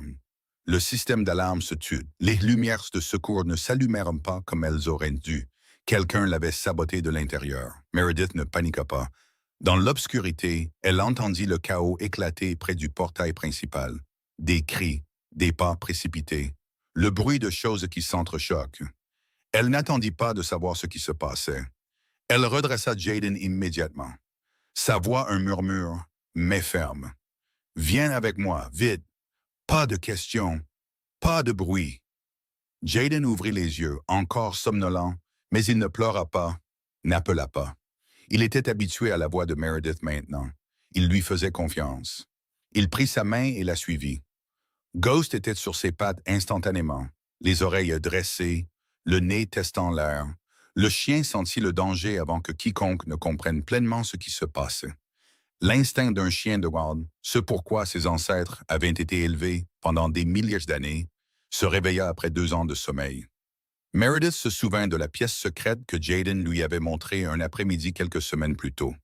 Une petite pièce cachée derrière un panneau mural au 2e étage où Camille cachait ses cadeaux d'anniversaire. Jaden l'y avait conduite avec des yeux tristes, avait montré la porte cachée et dit « Maman cache des choses ici. » C'était l'endroit le plus sûr que Meredith connaissait. Elle tira Jaden à travers l'obscurité, ses pieds nus gelés contre le plancher de bois. Ghost courut avec eux, ses pas lourds mais étonnamment rapides pour un chien qui avait à peine bougé pendant 2 ans. Ils atteignirent la pièce secrète. Meredith ouvrit la porte cachée et poussa Jaden à l'intérieur. « Reste ici, ne sors pas, ne fais pas de bruit, je reviens tout de suite. » Jaden la regarda, ses yeux grands ouverts dans l'obscurité, mais pas effrayés. Il hocha la tête, serrant le robot contre sa poitrine, et s'assit dans le coin de la petite pièce. Meredith ferma la porte. Elle monta la garde à l'extérieur, son dos contre le panneau mural dissimulant la pièce. Ghost se tenait à côté d'elle, son corps massif rigide et prêt. Des bruits de pas retentirent à l'autre bout du couloir. Lourd, précipité, plus d'une personne. 3 silhouettes sombres apparurent dans l'obscurité. Ils se déplaçaient rapidement et avec détermination, des hommes clairement entraînés. Ils cherchaient quelque chose ou quelqu'un. Ghost grogna. Le son monta du plus profond de la poitrine du chien comme un roulement de tonnerre. Il fit vibrer l'air lui-même, faisant s'arrêter les étrangers nets. Les yeux marrons foncés de Ghost brillaient dans l'obscurité, féroces et dangereux. Pour la première fois depuis qu'il avait perdu la volonté de vivre 2 ans plus tôt, le chien avait retrouvé ses instincts. Non pas parce qu'il voulait vivre, mais parce qu'il avait quelque chose à protéger. La pièce derrière lui où le petit garçon se cachait. La femme debout à côté de lui. La femme qui avait ramené la lumière dans leurs 2 vies. 70 kilos de muscles et d'os se dressèrent. La fourrure le long de sa colonne vertébrale hérissée, les dents acérées découvertes dans le noir. Le chien qui s'était autrefois couché, immobile, attendant la mort, était maintenant prêt à se battre, prêt à se sacrifier. Les étrangers s'arrêtèrent. Cross les avait envoyés pour capturer un enfant de 5 ans et une orpheline sans moyen de se défendre. Personne ne leur avait parlé de cette énorme bête. Ghost fit un pas en avant, grogna plus fort. Le son était comme un dernier avertissement. Ils reculèrent. Un pas, puis un autre. Puis une voix retentit derrière eux. Froide comme la glace, tranchante comme une lame. « Qui cherchez-vous exactement? » Pierce Blackwood sortit de l'obscurité. Reed Morrison et l'équipe de sécurité juste derrière lui. Il avait reçu l'avertissement via un système de sécurité de secours, du genre que personne ne connaissait sauf lui et Reed. Il était retourné à la propriété à une vitesse folle, son cœur battant comme s'il allait éclater. Tout se termina rapidement. Les intrus furent maîtrisés avant qu'ils ne puissent réagir. L'équipe de sécurité de Pierce ne leur laissa aucune chance. Mais Pierce ne se souciait pas d'eux. Il passa devant les hommes menottés comme s'ils n'existaient pas. Il alla droit là où Meredith se tenait. Elle était toujours là, son dos contre le panneau mural, Ghost à ses côtés. 2 petits êtres à côté des agresseurs, pourtant ils n'avaient pas reculé. « Où est-ce Jaden? » demanda Pierce, sa voix rauque. Meredith s'écarta et ouvrit la porte secrète. À l'intérieur, Jaden était assis dans le coin de la petite pièce, serrant son robot, ses yeux fixés sur l'embrasure de la porte. Il ne pleurait pas. Il ne tremblait pas. Il attendait que Meredith revienne, comme elle l'avait promis. Et quand il la vit apparaître dans l'embrasure de la porte, il sourit. Un petit sourire, fragile, mais un sourire. Pierce regarda son fils, puis il regarda de nouveau à l'extérieur. Meredith se tenait là, ses cheveux défaits, ses pieds nus, son visage étrangement calme. Ghost se tenait à côté d'elle, grognant toujours doucement contre les étrangers qui étaient maintenant menottés. La femme sans rien s'était placée entre le danger et son fils. Sans armes, sans entraînement, seulement du courage et un vieux chien. Elle avait été prête à affronter 3 agresseurs pour protéger Jaden. Le chien qui avait autrefois perdu la volonté de vivre avait été prêt à se sacrifier pour la protéger, elle et le garçon. Pierce resta là, contemplant la scène, et le mur à l'intérieur de lui, le mur qu'il avait passé tant d'années à construire, se brisa complètement. Il ne restait plus rien qui puisse jamais le réparer. Il s'avança, prit Jaden dans ses bras et le serra fort. Puis il tendit la main et prit celle de Meredith. Il ne dit pas un mot. Il lui tint juste la main et ne la lâcha pas. 3 jours après l'attaque, Pierce Blackwood était assis dans sa voiture noire et rutilante, regardant un restaurant élégant du centre de Chicago. Il avait demandé cette rencontre, une rencontre en face à face avec Raymond Cross. Pas de subordonnés, pas d'armes, juste 2 hommes et ce qu'ils voulaient se dire. Reed Morrison était au volant, ses yeux inquiets rencontrant ceux de Pierce dans le rétroviseur. Êtes-vous certain de vouloir y aller seul? Certain, répondit Pierce, sa voix calme. C'est une conversation entre deux responsables. Personne d'autre n'est nécessaire. Il sortit de la voiture, boutonna sa veste de costume et entra dans le restaurant. C'était un terrain neutre, un endroit que ni Blackwood ni Cross ne contrôlaient, un établissement haut de gamme avec des salles privées, où les hommes les plus puissants de Chicago venaient souvent mener des négociations que personne à l'extérieur ne connaîtrait jamais. Cross était déjà assis à la table quand Pierce entra. L'homme avait environ 45 ans, des cheveux poivre et sel, un visage anguleux et un sourire suffisant qui ne semblait jamais le quitter. Il sirotait un verre de vin rouge, comme si ce n'était rien de plus qu'un dîner ordinaire entre vieux amis. L'architecte, dit Cross, sa voix pleine de moquerie, je ne pensais pas que vous demanderiez une rencontre après ce qui s'est passé. Je pensais que vous enverriez votre petite armée pour détruire tout ce que je possède. Pierce s'assit en face de lui sans réagir à la provocation. Il fit signe au serveur de lui apporter un verre de whisky, puis en prit d'une petite gorgée avant de parler. Savez-vous pourquoi j'ai demandé à vous rencontrer? Cross pencha la tête, son sourire s'élargissant. Pour faire la paix, pour négocier, pour me supplier de ne pas toucher votre pathétique petite famille. Il rit, le son épais de mépris. Le grand architecte a enfin une faiblesse, un enfant qui ne sait pas parler et une orpheline dont personne n'a jamais entendu parler. Pathétique. J'ai toujours pensé que vous étiez plus fort que ça. Pierce ne dit rien. Il regarda seulement Cross, ses yeux bleus froids et stables. Pas de colère, pas d'irritation, aucune des émotions que Cross s'attendait à voir. Puis Pierce posa son verre sur la table, lentement, délibérément. Non, pas pour faire la paix, pas pour négocier. Il regarda droit dans les yeux de Cross. Je suis venu pour que vous puissiez me regarder dans les yeux pendant que je dis ça. Cross haussa un sourcil, curieux malgré lui. Vous avez raison, dit Pierce, sa voix basse et égale. J'ai une faiblesse. Pour la première fois de ma vie, j'ai quelque chose à perdre. Cross sourit, pensant déjà avoir gagné. Alors vous feriez mieux de faire preuve de bon sens et de vous écarter. Donnez-moi Southport et les contrats les plus rentables qui y sont liés. En retour, j'oublierai ce qui s'est passé. Vous avez mal compris, dit Pierce, sa voix étrangement calme. Une faiblesse ne me rend pas plus faible. Elle me rend plus dangereux. Cross cessa de sourire. Il regarda Pierce, essayant de lire quelque chose dans ses yeux bleus froids en face de lui. Mais il ne trouva rien, seulement un calme absolu. Pierce se pencha en avant. Avant ça, je me battais pour l'argent, pour le pouvoir, pour la fierté. Des choses qui peuvent être mesurées, des choses qui peuvent être négociées. Si vous me preniez Southport, je calculerais si le reprendre valait le coup. Si ce n'était pas le cas, je le laisserais tomber. C'est comme ça que je travaille. Et maintenant, demanda Cross, son sourire complètement disparu. Maintenant, je me bats pour eux, dit Pierce. Et savez-vous ce qu'il y a de plus effrayant chez un homme comme moi? Cross ne répondit pas. Il fixa seulement Pierce attendant. Mettre fin à votre vie serait trop facile.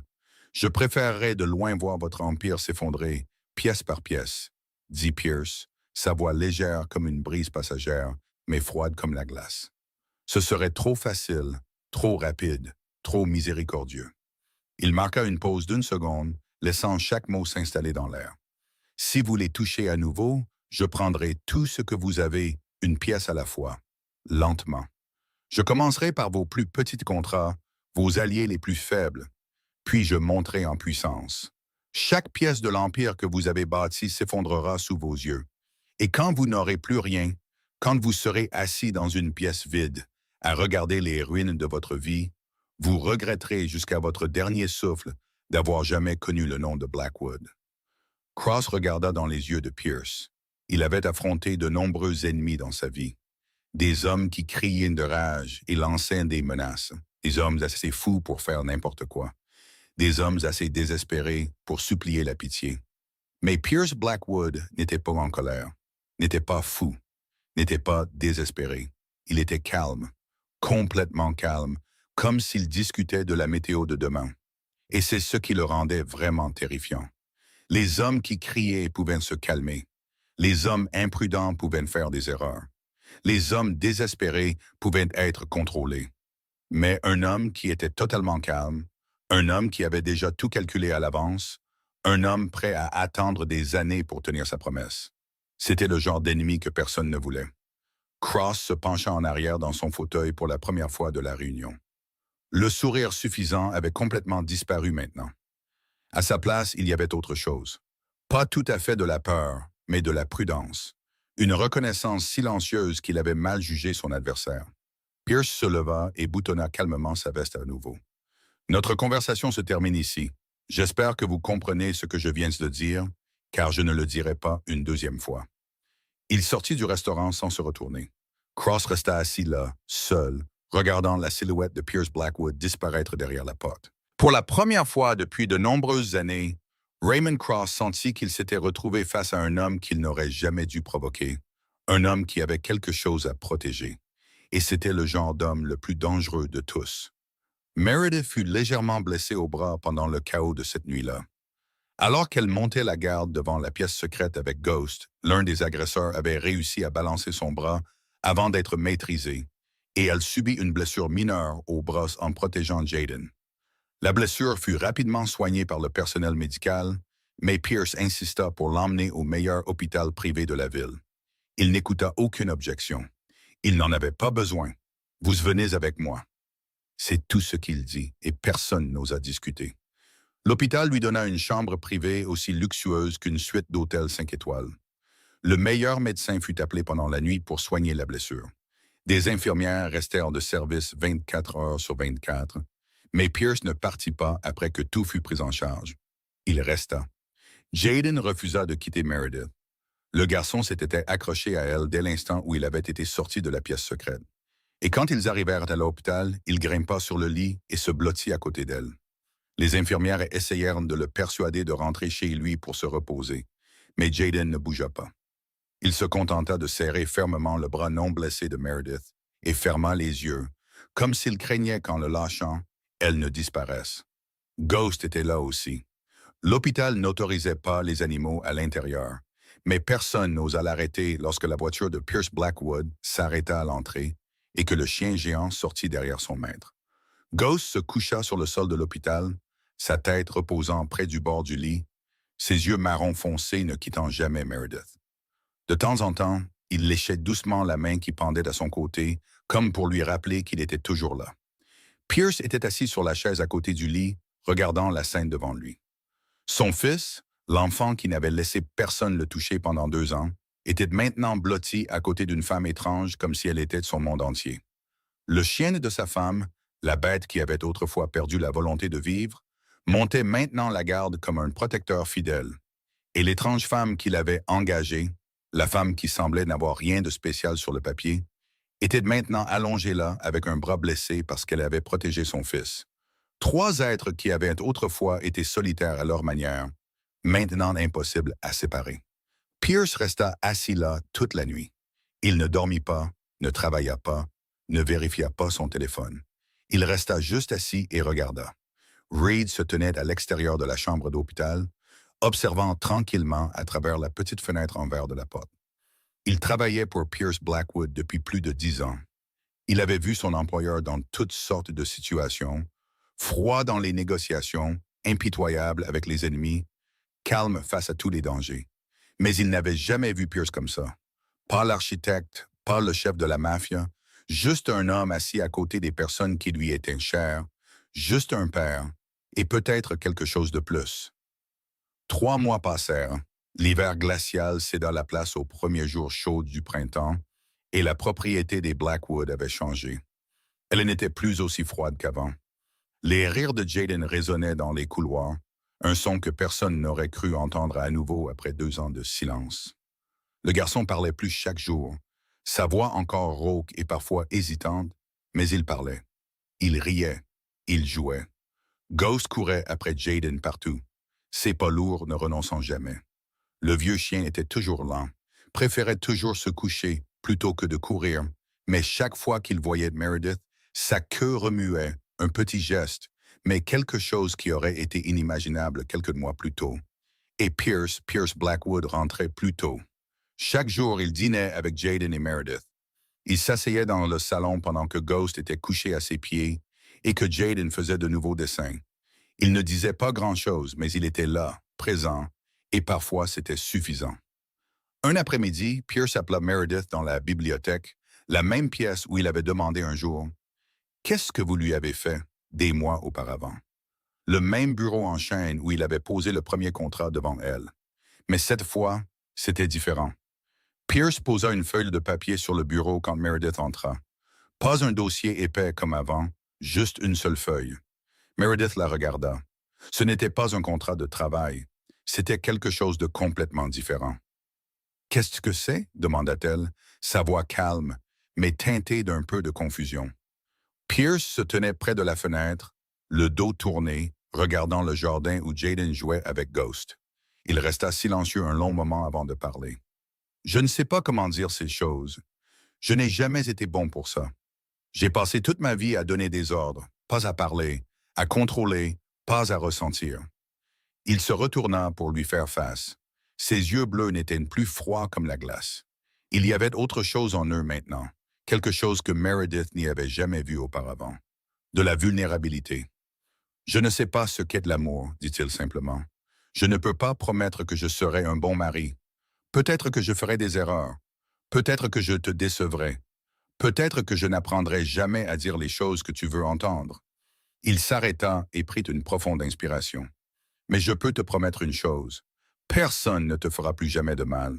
Jaden aura une vraie famille et tu ne seras plus jamais seul si tu acceptes. » Meredith resta silencieuse. Elle regarda le papier sur le bureau, regarda l'homme debout devant elle, regarda par la fenêtre où Jaden riait et jouait avec Ghost Austin. Pierce attendit. Pour la première fois de sa vie, il attendait la réponse de quelqu'un d'autre. Pour la première fois de sa vie, il se sentit nerveux, anxieux, effrayé, des émotions qu'il se croyait incapable de ressentir. « Je n'ai pas besoin de votre protection, » dit finalement Meredith. Pierce fronça les sourcils, ne comprenant pas ce qu'elle voulait dire. « Je n'ai pas besoin de votre argent, » continua-t-elle. « Je n'ai pas besoin de cette propriété. Je n'ai pas besoin de vêtements chers ou de voitures de luxe. Je n'ai besoin de rien que vous puissiez acheter. » Elle s'approcha de lui et se tint directement en face de lui, le regardant droit dans ses yeux bleus.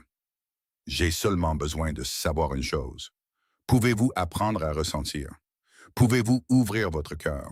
Pouvez-vous laisser quelqu'un entrer dans votre vie, vraiment y entrer? Pas comme un outil ou un objet qui a besoin de protection. » Pierce se tut. C'était la question la plus difficile qu'il ait jamais entendue. Plus difficile que n'importe quelle négociation, plus difficile que n'importe quelle décision d'affaires, plus difficile que n'importe quelle menace qu'il ait jamais affrontée. Parce qu'il n'avait pas de réponse. Il ne savait pas s'il pouvait faire les choses qu'elle lui demandait. Il avait vécu trop longtemps à l'intérieur de son armure. Mais pour la première fois, il voulait essayer. « Je ne sais pas, » admit-il honnêtement, sa voix rauque. « Je ne sais pas si je peux faire tout ça, mais je veux essayer. Pour Jaden, pour vous, pour moi. » Meredith le regarda dans les yeux bleus qui n'étaient plus froids, regarda l'homme debout devant elle, vulnérable et honnête pour la première fois depuis qu'elle l'avait rencontré. Puis elle sourit. Un petit sourire, doux mais réel. Alors c'est un début. Le printemps arriva à Chicago plus tard que d'habitude, mais quand il arriva, il apporta avec lui une explosion de couleurs et de vie. Les jardins de la propriété des Blackwood fleurirent comme ils ne l'avaient pas fait depuis 3 ans. Les rosiers bordant les allées s'ouvrirent en couleurs éclatantes. Des tulipes jaunes et rouges égayaient les pelouses verdoyantes. Les vieux pommiers dans le coin du jardin étaient couverts de fleurs d'un blanc pur. Leurs pétales dérivaient dans la brise comme une pluie douce. Une chaude lumière du soleil se déversait dans chaque recoin de la propriété, chassant le froid qui avait régné sur cet endroit pendant tant d'années. Et sur cette étendue d'herbe verte, un garçon de 6 ans courait. Jaden Blackwood, l'enfant qui avait passé 2 ans sans dire un mot, riait maintenant à travers le jardin. Son rire clair s'élevait à travers le chant des oiseaux et le bruissement du vent. Un son que personne n'aurait cru entendre 1 an plus tôt. Il courait rapidement sur l'herbe, ses petits pieds vifs, ses cheveux noirs volant dans la brise. Ghost courait après lui. Le vieux chien n'était plus aussi agile qu'il l'avait été dans sa jeunesse, ses pas beaucoup plus lourds et bien plus lents. De temps en temps, il devait s'arrêter pour reprendre son souffle, sa langue pendant alors qu'il haletait. La vieillesse et 2 ans sans mouvement avaient laissé leur marque sur son corps de 70 kilos. Mais Ghost ne quittait jamais Jaden des yeux, ne le laissait jamais s'éloigner trop loin. Il continuait à suivre, même s'il était plus lent, même s'il était fatigué, comme si c'était la seule raison pour laquelle il existait encore. Et peut-être que c'était le cas. Pierce se tenait près de la fenêtre au deuxième étage, regardant le jardin. Il était là depuis un certain temps, une tasse de café refroidie à la main, ses yeux ne quittant jamais les deux silhouettes jouant en bas. Il y avait un petit sourire sur ses lèvres, une chose rare que seuls les membres de sa famille avaient la chance de voir. Ce sourire adoucissait les traits nets de son visage, atténuait la cicatrice traversant son sourcil droit, enlevait un peu de gel de ses yeux bleus. Dans le monde interlope, les gens l'appelaient toujours l'architecte. Il contrôlait toujours la moitié de Chicago. Il était toujours l'homme que personne n'osait provoquer. Mais ici, dans cette maison, il n'était qu'un père regardant son fils rire et jouer. Meredith était assise sur les marches de pierre du jardin, au même endroit où elle et Jaden s'étaient assis le jour où le garçon avait prononcé son premier mot. Elle pliait une grue en papier, ses doigts se déplaçant rapidement à travers les plis familiers. Cette habitude n'avait jamais changé. Même si elle n'avait plus besoin de plier du papier pour attirer l'attention de Jaden, c'était devenu une partie d'elle, comme respirer, comme le battement de son cœur. Maman de Meredith. Jaden arriva en courant par derrière et enroula ses petits bras autour de son cou. Regarde ça. Il brandit une fleur sauvage qu'il venait de cueillir dans le coin du jardin. Une petite fleur, violet pâle, ses pétales délicats mais frais. Meredith se tourna et lui sourit. Elle est magnifique. Pour qui l'as-tu cueillie? Pour maman Meredith, dit Jaden de sa petite voix claire. Puis il pencha son visage vers le ciel où des nuages blancs dérivaient paresseusement. Et pour maman au ciel. Meredith sentit son cœur se serrer un peu. Elle prit le garçon dans ses bras et le serra fort. Jaden n'était plus raide comme au début. Il se blottit dans son étreinte aussi naturellement que s'il appartenait à cet endroit. Ghost arriva en trottinant, haletant après la course. Le chien se coucha à côté d'eux, sa tête se posant sur les genoux de Meredith comme si c'était devenu une seconde nature. Son pelage bleu-gris était maintenant parsemé de plus d'argent, mais ses yeux marron foncé étaient bien plus brillants que le jour où elle l'avait rencontré pour la première fois. Jaden leva les yeux vers la fenêtre du deuxième étage où Pierce se tenait. Il fit un signe de la main, souriant jusqu'aux oreilles. « Papa, descends ici. » Pierce resta là une seconde, la tasse de café froide toujours à la main. 1 an plus tôt, il ne savait pas comment être un père. Il ne savait pas comment jouer avec son fils, comment lui parler, comment s'asseoir à côté de lui sans se sentir perdu et inutile. Il ne savait pas comment aimer sans contrôler, ne savait pas comment prendre soin sans posséder, ne savait pas comment être là sans essayer de tout réparer ou de tout diriger. Mais Meredith lui avait appris, pas avec des mots, pas avec des leçons ou des conseils, mais par la façon dont elle restait à côté de Jaden, par la façon dont elle restait à côté de Ghost, par la façon dont elle restait à côté de lui, en ne faisant rien du tout, sauf être présente. Il posa la tasse de café sur le rebord de la fenêtre et descendit.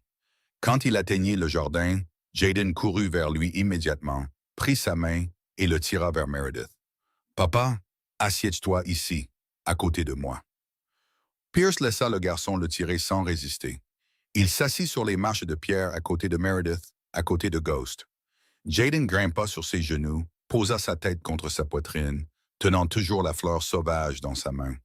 Pour la première fois, ils étaient tous les 4 assis ensemble sur ces marches de pierre. Pierce, Meredith, Jaden et Ghost. Un homme qui s'était cru incapable d'aimer. Une femme qui s'était crue indigne d'être aimée. Un petit garçon qui avait perdu à la fois sa voix et sa confiance dans le monde, et un chien qui avait perdu la volonté de vivre.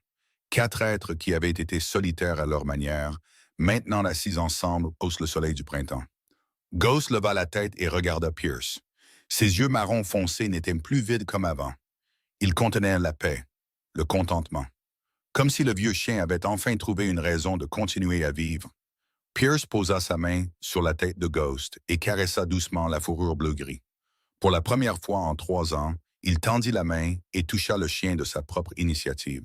« Merci, dit-il doucement, sa voix basse et douce, de les avoir gardés en sécurité, d'avoir attendu, de ne pas avoir abandonné. » Ghost cligna lentement des yeux comme s'il comprenait chaque mot. Sa queue remua faiblement, un petit geste porteur d'une énorme signification. 4 ombres s'étiraient longuement sur les marches de pierre dans le soleil de fin d'après-midi. Une famille, pas parfaite, pas ordinaire selon les normes, mais une famille. Jaden sauta des genoux de Pierce et tira son père et maman Meredith vers l'étendue d'herbe verte luxuriante au milieu du jardin. Papa, maman, asseyez-vous ici. J'ai quelque chose à vous montrer. Le garçon débordait d'excitation, ses yeux brillants. Pierce et Meredith s'assirent sur l'herbe et Ghost les suivit en se dandinant et se coucha à côté d'eux. Jaden sortit son carnet de croquis de la poche de sa veste, le même carnet qu'il portait toujours avec lui, le carnet qui n'avait autrefois qu'une seule image dessinée encore et encore. La femme aux ailes blanches volant dans le ciel. Mais maintenant, le carnet était différent. Il était rempli de nouvelles images, des dessins griffonnés au crayon de couleur par un enfant de 6 ans. Pourtant, chacun d'eux portait une signification plus profonde. Il y avait une image de Ghost en train de courir, une image de Meredith pliant des grues en papier, une image de Pierce debout près de la fenêtre, une image d'eux 4 assis dans le jardin. Jaden tourna à la dernière page et la montra à ses parents. « C'est mon plus beau dessin », déclara-t-il fièrement. Pierce et Meredith regardèrent la page ensemble. Un dessin simple, mais contenant tout un monde à l'intérieur. En haut, contre un ciel bleu avec des nuages blancs, une femme avec des ailes blanches volait. Camille, toujours là, toujours rappelée, mais plus la seule image. En bas, sur la terre verte et brillante, se trouvaient 4 silhouettes. Une femme aux cheveux longs en marron tenant la main d'un petit garçon, un grand homme en noir debout à côté d'eux, et un chien gris géant couché au pied des destruoirs, sa queue remuant. Jaden montra chaque silhouette sur l'image, sa voix claire et fière. « Maman au ciel », il montra la femme ailée. « Maman Meredith est ici ». Il montra la femme aux cheveux longs. « Papa », il montra le grand homme. « Ghost », il montra le chien. « Et moi ». Il montra le petit garçon tenant la main de maman Meredith, puis Jaden leva les yeux vers ses parents, un sourire radieux sur son visage. « C'est ma famille ». Meredith ne put se retenir plus longtemps. Des larmes coulèrent sur ses joues. Elle n'essaya même pas de les essuyer. C'étaient des larmes de bonheur, le genre de larmes qu'elle ne se croyait plus capable de verser. Pierce déglutit difficilement, ses yeux bleus scintillant sous le soleil de fin d'après-midi. Il ne pleura pas. Il n'avait jamais su comment pleurer, mais il y avait quelque chose d'humide au coin de ses yeux, et il ne fit aucun effort pour le cacher. Ghost se leva, comme s'il sentait le caractère sacré de ce moment. Le vieux chien fit lentement le tour des 3 avec une sorte de grâce solennelle, comme s'il accomplissait un rituel. Puis il se coucha, son corps massif de 70 kilos s'enroulant autour d'eux comme un dernier anneau de protection. Pierce regarda le dessin dans ses mains, regarda son fils souriant, regarda la femme pleurant à côté de lui, regarda le chien couché là, les gardant tous. 1 an plus tôt, il avait pensé avoir tout perdu. Sa femme était partie. Son fils avait cessé de parler. Le chien de sa femme avait cessé de vivre. Et lui-même avait cessé de ressentir. Maintenant, il avait tout. Pas tout ce qu'il avait eu autrefois, mais tout ce dont il avait besoin. Il ne savait toujours pas comment dire les mots « je t'aime ». Ces mots étaient encore étrangers sur sa langue, difficiles à prononcer, comme une langue qui ne lui appartenait pas. Mais il avait appris quelque chose de plus important. Il avait appris à être là. Être là quand Jaden avait besoin de lui. Être là quand Meredith avait besoin de lui. Être là pour cette famille sans avoir besoin de dire quoi que ce soit. Sans avoir besoin de faire quoi que ce soit de grandiose. Seulement de rester présent. Parfois, c'était tout ce qui était nécessaire. Meredith regarda à travers le jardin, où la lumière du soir commençait à s'estomper, brossant d'or et d'ambre les fleurs et l'herbe. Elle pensa à la jeune fille de 12 ans assise dans le coin sombre d'un orphelinat, ne parlant pas, ne pleurant pas, ne faisant confiance à personne. Elle pensa à la religieuse âgée qui s'était assise à côté d'elle tous les jours, ne faisant rien du tout pendant 3 longues années. Maintenant, elle comprenait. Maintenant, elle comprenait pourquoi la femme n'avait jamais abandonné, pourquoi elle avait continué à s'asseoir là même quand Meredith ne donnait aucune réponse, pourquoi elle avait cru qu'un jour Meredith ouvrirait son cœur. Le salut ne vient pas de belles paroles. Il ne vient pas de grands gestes. Il ne vient pas de l'argent ou du pouvoir. Il ne vient pas de spécialistes coûteux ou de formes de thérapie compliquées. Il vient de quelqu'un d'assez patient pour s'asseoir à vos côtés dans l'obscurité et attendre. Attendre, peu importe le temps que cela prend, et attendre sans savoir quel sera le résultat. Attendre parce qu'il croit que la lumière reviendra. Ghost était couché au milieu de l'herbe, ses yeux marron foncé se fermant lentement. Le chien qui avait autrefois perdu la volonté de vivre, qui était resté immobile dans le coin d'une pièce pendant 2 ans, refusant la nourriture, refusant le monde, refusant même l'existence elle-même. Maintenant, il était couché sous le chaud soleil de printemps, entouré des personnes qu'il aimait. Sa queue remua légèrement, lente, paisible. Pour la première fois en 3 ans, 4 ombres s'étiraient sur la pelouse verte dans la lueur du coucher de soleil. Un homme qui avait cru ne pas savoir aimer. Une femme qui s'était crue indigne d'être aimée. Un petit garçon qui avait perdu sa voix. Et un chien qui avait perdu la volonté de vivre. Ils s'étaient trouvés. Ils s'étaient guéris. Pas par la magie, pas par l'argent, mais par la présence, par la patience, par le simple fait d'être là. Parfois, le salut ne vient pas de la force ou de la richesse. Il vient de quelqu'un d'assez patient pour s'asseoir à vos côtés dans l'obscurité et ne rien faire du tout, sauf rester. Si cette histoire a touché votre cœur, s'il vous plaît, laissez un j'aime sur la vidéo pour nous soutenir dans la poursuite de la diffusion d'histoires significatives comme celle-ci. S'il vous plaît, partagez la vidéo avec les personnes que vous aimez, les personnes qui pourraient avoir besoin d'entendre cette histoire dans leur propre vie, et n'oubliez pas de vous abonner à la chaîne et d'activer la cloche de notification pour ne pas manquer nos vidéos captivantes chaque jour. Nous aimerions vraiment savoir ce que vous ressentez. Comment cette histoire vous a-t-elle fait sentir? Avez-vous déjà rencontré quelqu'un d'assez patient pour rester à vos côtés dans les moments les plus difficiles de votre vie? S'il vous plaît, partagez avec nous dans les commentaires ci-dessous. Nous espérons toujours entendre les sentiments qui viennent du plus profond de vos cœurs. Merci d'avoir pris le temps de regarder cette vidéo.